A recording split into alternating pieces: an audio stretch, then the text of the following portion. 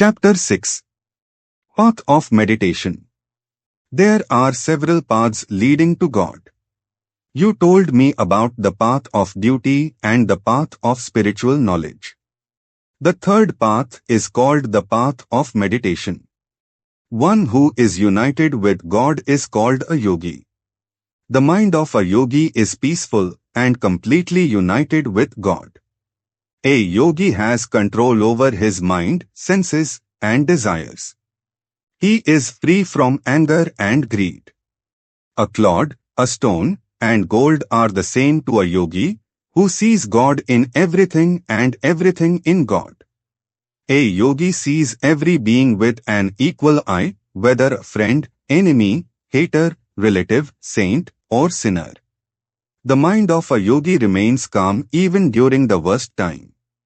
Is there a method of meditation simple enough for children? Yes, there is. The mind is your best friend as well as your worst enemy.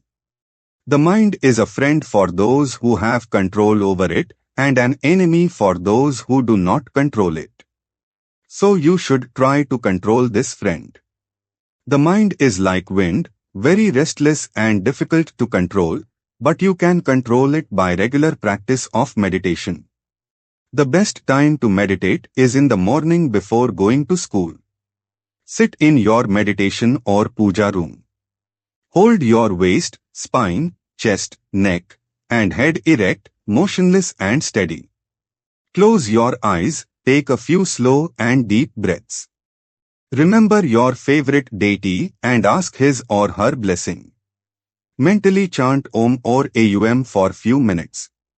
If your mind starts to wander here and there, bring it back gently to concentrating on your favorite deity.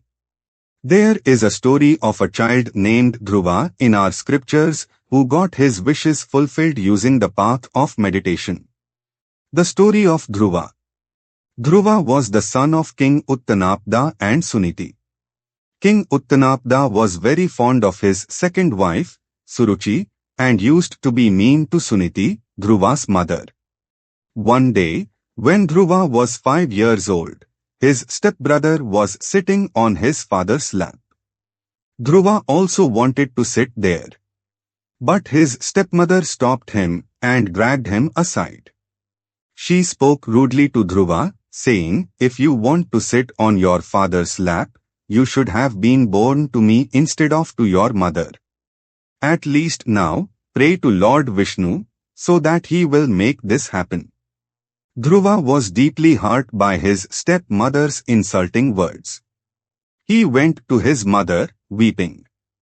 His mother consoled him and told him to take his stepmother's words seriously and pray to Lord Vishnu, who is the helper of all beings. Dhruva left the kingdom for the forest with a determined mind to see Lord Vishnu and reach a higher place. On the way, he was met by the celestial sage Narada.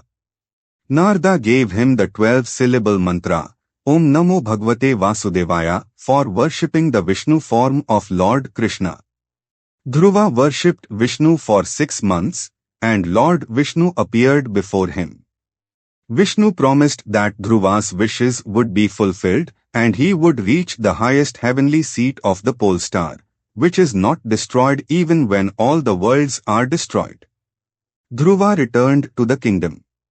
When the king grew old, he decided to crown Dhruva as the king. Dhruva ruled for many years and in the end reached the pole star granted by Lord Vishnu. It is said that the entire zodiac is made up of planets, stars, etc. All rotates around the pole star.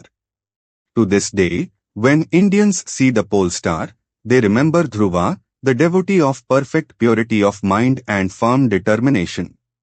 What happens to a yogi who does not become successful in this life? No spiritual practice performed by anybody ever goes to waste. The unsuccessful yogi is reborn into a rich or spiritually advanced family. The unsuccessful yogi regains the knowledge he had in the previous life and tries again to become perfect from where he or she left off. No spiritual effort is ever wasted. How can I become the best yogi? To be the best yogi, see all beings as yourself and feel their pain and pleasure as your own. Lovingly think of God with supreme faith, and always keep your mind set on Him. Chapter 6 Summary. The third path to God is yoga of meditation. To be the best yogi, see every being as yourself, and feel the pain and pleasure of others as your own. A very simple method of meditation uses the sound vibration of Om. No spiritual practice is ever wasted.